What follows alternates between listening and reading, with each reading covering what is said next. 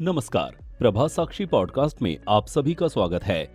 आज के इस पॉडकास्ट में हम बात करेंगे कश्मीर में हुए नरसंहार की और समझेंगे कि कैसे सिख का सिर, मुसलमान का घर और हिंदू की जर के नारे के साथ इस्लामिक अलगाववाद की हुई थी शुरुआत। तो आइए सुनते हैं आज के इस पॉडकास्ट को। लेकिन उससे पहले अगर आपने हमारे चैनल को सब्सक्राइब नहीं किया है तो जरूर कर लें, ताकि आप रोज ऐसे ही इंटरेस्टिंग और जानकारीपूर्ण पॉडकास्ट सुन सकें। विवेक अग्निहोत्री की फिल्म द कश्मीर फाइल्स की सफलता के बाद जम्मू से लेकर कन्याकुमारी तक लोगों की भावनाओं में एक तरह का नया संचार देखने को मिल रहा है। ये रेचन इसलिए भी हुआ है क्योंकि बड़ी संख्या में लोगों से कश्मीरी पंडितों के जनसंहार की बर्बरता को एक बड़ी साजिश के तहत छुपाया गया, या फिर इस तरह की किसी भी घटना से साफ इनकार ही कर दिया गया, जैसे कि कभी कुछ हुआ ही ना हो। हालांकि 1990 में कश्मीरी पंडितों का पलायन अचानक हुआ, ऐसा नहीं था। किसी समुदाय जाति का नरसंहार की व्याख्या संख्या के लिहाज से नहीं, बल्कि उनके खिलाफ किए गए अपराधों के इरादे से होता है। कश्मीरी हिंदुओं के कश्मीर को जातीय रूप से साफ करने का इरादा हमेशा मौजूद था। कालानुक्रमिक रूप से देखें तो खून के प्यासे जिहादी हमेशा कश्मीर वादी को शुद्ध करना चाहते थे। परिणाम स्वरूप उन्होंने काफिरों को घाटी से बाहर निकाल दिया। अब्दुल कादिर के जहरीले बोल और 13 जुलाई का काला दिन। 1930 के दशक से कश्मीर फिर से कट्टरपंथी इस्लाम से संक्रमित हो गया था, जिसमें अब्दुल कादिर और राघव राम कौल नामक एक कश्मीरी पंडित की आगे की पीढ़ी शेख अब्दुल्ला जैसे महत्वपूर्ण किरदार थे। इसे जम्मू कश्मीर राज्य की विडंबना ही कहा जाएगा कि महीनों तक तबाही जारी रही। अनगिनत हिंदुओं को जिंदा जला दिया गया, हत्या कर दी गई, अपंग कर दिया गया, लड़कियों और महिलाओं के साथ बलात्कार किया गया, उनके साथ छेड़छाड़ की गई और यहाँ तक कि जबरन इस्लाम में परिवर्तित कर दिया गया। मना करने वालों ने पहले अपने बच्चों को फेंककर कुएं में छलांग लगा दी। पुलिस द्वारा चुनौती दिए जाने के बाद मारे गए कुछ जिहादियों को शहीद के रूप में सम्मानित किया गया। हर साल 13 जुलाई को शहीद दिवस के रूप में मनाकर उन जिहादी आतंकवादियों को शहीद नायक के रूप में पवित्र किया, जिसकी पटकथा 1931 के दौरान लिखी गई, जब महाराजा हरि सिंह के खिलाफ अब्दुल कादिर ने आवाज बुलंद करते हुए जनसभा में भाषण देना प्रारंभ किया। उसका कहना था, जो हाकिम जुल्म करे उसको सफाई हस्ती से मिटाना होगा। अब्दुल की तरफ से महाराजा की ओर से राज्य की मुस्लिम आबादी के प्रति भेदभावपूर्ण व्यवहार के बारे में बातचीत की गई। महाराजा के खिलाफ आग उगलने की वजह से अब्दुल को बंदी बना लिया गया। 13 जुलाई 1931 को श्रीनगर जेल में कादिर के मामले की सुनवाई हो रही थी। बाहर एकत्रित भीड़ ने जेल के दरवाजे तोड़कर उसे छुड़ाने की कोशिश की। पुलिस को गोली चलानी पड़ी। इस गोलीबारी से 22 लोग मारे गए और अब की बार फिर मुसलमान उपद्रवियों ने हिंदुओं की दुकानें लूटी और कुछ की हत्या भी की। कहा जाता है कि ये रियासत में सांप्रदायिकता का पहला वाकया था। स्वतंत्रता के समय भारत में सभी भारतीय क्षेत्रों का राजनीतिक एकीकरण संप्रभु भारत का सबसे महत्वपूर्ण उद्देश्य था। अगस्त 1947 को महाराजा ने अपने प्रधानमंत्री रामचंद्र काक को बर्खास्त कर दिया, जिन्होंने राज्य की स्वतंत्रता की वकालत की थी। हरि सिंह पहले से ही भारत में शामिल होने के इच्छुक थे, लेकिन उसकी एकमात्र चिंता शेख अब्दुल्ला में नेहरू की रुचि थी। उस समय के आसपास पाकिस्तानियों कश्मीर को बलपूर्वक हथियाने की कोशिश में लगा था, जिसके मद्देनजर उन्होंने ऑपरेशन गुलमर्ग शुरू किया। पाकिस्तानी सेना के नियमित नेतृत्व में फाटा आज के तालिबान क्षेत्र से लगभग 5000 जिहादी जनजातियों ने 22 अक्टूबर 1947 को इसी स्पष्ट आह्वान के साथ इस क्षेत्र पर हमला किया। पाकिस्तान का ऑपरेशन गुलमर्ग। जब परेशान और हताश महाराजा हरि सिंह ने मदद की उम्मीद के साथ फोन किया, तो नेहरू ने दिल्ली द्वारा उन्हें बचाने की स्थिति में नहीं होने की बात कही। राज्य बलों के मुस्लिम अधिकारियों ने महाराजा को धोखा दिया।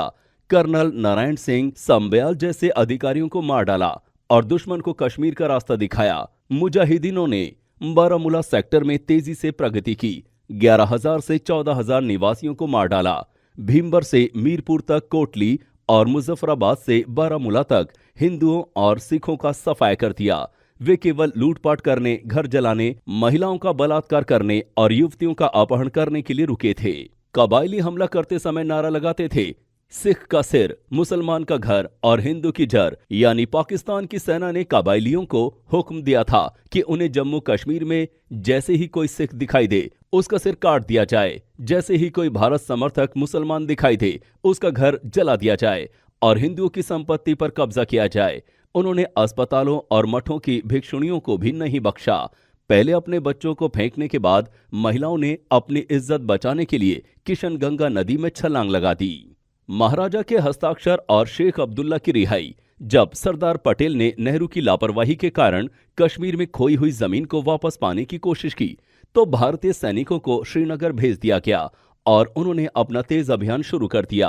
कुछ ही दिनों में सेना ने बारामूला और जम्मू कश्मीर के महत्वपूर्ण हिस्सों पर फिर से कब्जा कर लिया, लेकिन इससे पहले कि हरि सिंह ने नेहरू की दृढ़ मांग पर इंस्ट्रूमेंट ऑफ एक्सेशन पर हस्ताक्षर किए, शेख अब्दुल्ला को रिहा कर दिया गया और उन्हें जम्मू कश्मीर का प्रधानमंत्री बनाया गया।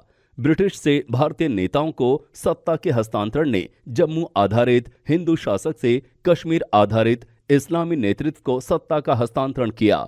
परिणाम दुखद रहे हैं और 70 साल पहले पैदा हुई अराजकता सुलझने से बहुत दूर है। शेख अब्दुल्ला को जेल, JKLF की आहट।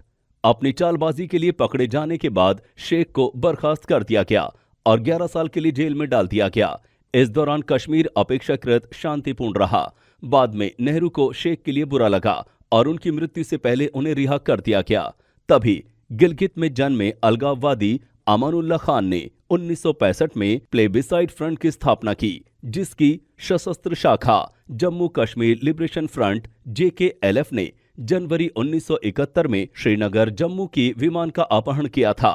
लेकिन उनकी प्रमुख आतंकी गतिविधियां 1980 के दशक में चरम पर थी। 1971 के युद्ध में भारत से बुरी तरह पिटने के बाद पाकिस्तान पर अपमानजनक प्रभाव पड़ा कि स्वतंत्र कश्मीर के लिए उनका उत्साह कम हो गया। भारत और पाकिस्तान दोनों के बीच अन्य महत्वपूर्ण घरेलू समस्याएं भी थी, जिसने कश्मीर को ठंडे बस्ते में डाल दिया। शेख अब्दुल्ला और अन्य कट्टरपंथी इस्लामी नेताओं का रवैया भी बदल गया। लेकिन ऐसा नहीं है कि इस्लामी जिहादी चुप थे। इस दौरान कश्मीर के इस्लामिक आतंक के पहले पोस्टर बॉय मकबूल भट्ट ने पुलिस कर्मियों और एक स्थानीय CID इंस्पेक्टर अमरचंद पर घात लगाकर हमला किया। गिरफ्तारी के बाद स्थानीय अधिकारियों ने भट्ट को पाकिस्तान भागने में मदद की। भट्ट पर लाहौर में एक यात्री एयरलाइन के अपहरण के मास्टरमाइंड का भी आरोप लगाया गया था। शेख अब्दुल्ला की फिर से वापसी होती है। ये तत्कालीन प्रधानमंत्री इंदिरा गांधी के साथ एक समझौते, कड़ी चेतावनी के परिणाम स्वरूप हुआ। इसके बाद उन्होंने सितंबर 1982 में अपनी मृत्यु तक जम्मू कश्मीर के मुख्यमंत्री बने रहने के लिए लगातार चुनाव जीते। हालात बेहद नियंत्रण में थे। इस्लामिक जिहाद फिर से उभरने लगा। JKLF के अमानुल्लाह खान को पाकिस्तानी सेना द्वारा विद्रोह शुरू करने का काम सौंपा गया था, जिसने बाद में जनरल जिया उल हक द्वारा ऑपरेशन ट्यूपैक या जिया योजना के रूप में आधिकारिक मंजूरी ले ली। पाकिस्तान से प्रशिक्षित आतंकवादियों ने श्रीनगर, बारामूला, पुलवामा, भद्रवाह और अनंतनाग में तबाही मचाई। ये शहरी केंद्र आतंकी केंद्रों में बदल गए। हिंदुओं के खिलाफ दंगों, लूटपाट और आगजनी के एक तांडव, और हर शुक्रवार को कई मंदिरों को जलाकर गिरा दिया जाता है। और जगमोहन के लिए गुल शाह की सरकार को बर्खास्त करने और राज्यपाल शासन लगाने और बाद में 7 सितंबर 1986 को राष्ट्रपति शासन लगाने का मार्ग प्रशस्त किया। 1987 का राज्य चुनाव भारत में सबसे अधिक धांधली वाला चुनाव है, जिसने मुस्लिम यूनाइटेड फ्रंट MUF नामक गठबंधन को जन्म दिया। गठबंधन के पीछे मुख्य ताकत पाकिस्तान समर्थक हुर्रियत प्रमुख सैयद अली शाह गिलानी, JKLF प्रमुख यासीन मलिक और हिजबुल मुजाहिदीन प्रमुख सैयद सलाहुद्दीन थे। धार्मिक जुनून को भड़काने के लिए सीमा पार से उदारतापूर्वक कट्टरपंथी मस्जिदों और मौलवियों के लिए धन का प्रवाह शुरू हो गया। 1988 के मध्य जून तक शरिया कानून लागू करने के माध्यम से कश्मीर के इस्लामीकरण के प्रति प्रतिबद्धता की मांग करते हुए स्वतः स्फूर्त प्रदर्शन आयोजित किए गए। टीवी स्टेशन और सेंट्रल टेलीग्राफ कार्यालय को निशाना बनाकर किए गए 2 बम विस्फोटों को अंजाम दिया गया। पुलिस की जवाबी कार्रवाई में 3 लोगों की मौत हो गई। जिहादियों के बीच फारूक की सरकार की प्रतिष्ठा धूमिल होने लगी। जुलाई और दिसंबर 1989 के बीच उनकी सरकार ने 70 कट्टर पाक प्रशिक्षित आतंकवादियों को रिहा किया। जिहादी भावनाओं ने एक नया आतंकवादी चरित्र प्राप्त कर लिया। कश्मीरी हिंदुओं के चुनिंदा घरों पर पोस्टर चिपकाए गए और हंगामा शुरू हो गया। इसमें एक बड़ा सवाल यह है कि क्या 1989 की राजीव गांधी के नेतृत्व वाली केंद्र सरकार की जानकारी के बिना यह संभव हो सकता था? राज्यपाल जगमोहन ने प्रधानमंत्री राजीव गांधी को 11 जुलाई 1989 को पूरी स्थिति से पूरी तरह अवगत कराया। बाद में उन्होंने राजीव को एक खुले पत्र में उजागर किया जो उन्होंने राजीव को पीएम रहते हुए लिखा था। ये स्तब्ध करने वाला था कि प्रधानमंत्री राजीव गांधी इस तरह की खबरों पर संज्ञान लेने और तुष्टीकरण की राजनीति के लिए कोई उचित कार्रवाई करने में विफल रहे। मानो ऐसा प्रतीत हो रहा हो कि राजीव फारूक की जोड़ी ने कश्मीर घाटी को जानबूझकर और सुनियोजित तरीके से जिहादी आतंकवादियों के हवाले कर दिया। जिहाद की खुली उद्घोषणा ने आजादी की तथाकथित खोज को पीछे छोड़ दिया था। 14 मार्च 1989 बडगाम जिले की प्रभावती की हरि सिंह हाई स्ट्रीट, श्रीनगर, जम्मू कश्मीर में हत्या कर दी गई। 14 सितंबर 1989 श्रीनगर के हब्बा कदल में जेकेएलएफ के हत्यारों ने एक प्रसिद्ध कश्मीरी पंडित, वकील, सामाजिक और राजनीतिक कार्यकर्ता टिक्का लाल टपलू को गोलियों से भून दिया। 4 अक्टूबर 1989 एक पूर्व सत्र न्यायाधीश नीला कंठ गंजू की श्रीनगर में हाईकोर्ट के पास हरि सिंह स्ट्रीट बाजार में करीब से गोली मारकर हत्या कर दी गई। हत्या के बाद 2 घंटे तक उनका शव सड़क पर ही पड़ा रहा था। बता दें कि उन्होंने ही मकबूल भट्ट को फांसी देने का आदेश दिया था। बाद में बीबीसी को दिए इंटरव्यू में जम्मू कश्मीर लिबरेशन फ्रंट के लीडर और अलगाववादी नेता यासीन मलिक ने इस हत्याकांड की जिम्मेदारी ली थी। इसे आतंकी मकबूल भट्ट की मौत का बदला बताया था। 31 अक्टूबर 1989 श्रीनगर के शिवपोरा में जेकेएलएफ आतंकवादियों ने एक गृहिणी शीला कौल टीकू की गोली मारकर हत्या कर दी। जब एम्बुलेंस नहीं पहुंची तो उसे एक तह बिस्तर पर अस्पताल ले जाया गया, जहां उसे लावारिस छोड़ दिया गया। 1 दिसंबर 1989 अजय कपूर अपने इलाके में थे, जहां जेकेएलएफ के आतंकियों ने उन पर गोलियों की बौछार कर दी। 27 दिसंबर 1989 अनंतनाग के 57 वर्षीय प्रमुख वकील प्रेमनाथ भट्ट को मुस्लिम आतंकवादियों ने सीधे उनके सिर में गोलियां मार दी। राजीव गांधी ने दिसंबर 1989 में अपने कट्टर विरोधी विश्वनाथ प्रताप सिंह के हाथों केंद्र की सत्ता खो दी। वीपी सिंह ने फारूक अब्दुल्ला के कट्टर प्रतिद्वंद्वी मुफ्ती मोहम्मद सईद को अपना गृह मंत्री बनाया। 8 दिसंबर 1989 को गृह मंत्री मुफ्ती मोहम्मद सईद की बेटी रुबैया सईद के अपहरण के बाद उग्रवादियों के हौसले और बढ़ गए। बेहद दहशत में फारूक की सरकार ने 5 खूंखार कैद जिहादी नेताओं को रिहा करने पर सहमति व्यक्त की। 19 जनवरी 1990 का कश्मीरी हिंदू नरसंहार कश्मीर घाटी में आतंकवादी शासन के सामने सरकारों के आत्मसमर्पण का केवल अंतिम बिंदु था। फारूक का त्यागपत्र और अगले 4 दिनों तक प्रदेश सरकार विहीन। जैसे ही ठंडी अंधेरी रात गिरी, कश्मीरी हिंदू दहशत में थे। जब घाटी इस्लामवादियों के युद्ध नारों से गूंजने लगी, अत्यधिक उत्तेजक, सांप्रदायिक और धमकी भरे नारे, हजारों कश्मीरी मुसलमान लाउड स्पीकरों और भीड़-भाड़ वाली सड़कों से चिल्लाते हुए घाटी की सड़कों पर उतर आए। उन्हें एक बार फिर 3 विकल्प दिए गए, रालिव, तसालिव या गैलिव। कन्वर्ट हो जाओ, भाग जाओ या मारे जाओ। हालात को भांपते हुए फारूक अब्दुल्ला ने 18 जनवरी 1990 को मुख्यमंत्री के रूप में अपनी जिम्मेदारियों को त्याग दिया और लंदन रवाना हो गए। उन्होंने कार्यभार सौंपने का भी इंतजार नहीं किया। 18 जनवरी 1990 से 22 जनवरी 1990 तक जम्मू कश्मीर में कोई सरकार नहीं थी। जगमोहन, जिन्हें 19 जनवरी 1990 को फिर से राज्यपाल नियुक्त किया गया था, 22 जनवरी 1990 को ही श्रीनगर पहुंच सके। तब तक जिहादियों ने घाटी पर कब्जा कर लिया था। आतंकवादियों ने व्यवस्थित ढंग से कश्मीरी पंडितों का सफाया कर दिया। उन्हें होली वॉर ने किसी को भी नहीं बख्शा। पुरुषों, महिलाओं और बच्चों सभी के साथ बिना किसी भेदभाव के समान रूप से दरिंदगी दिखाई। जगमोहन के शासन में नरसंहार वाली थ्योरी झूठी।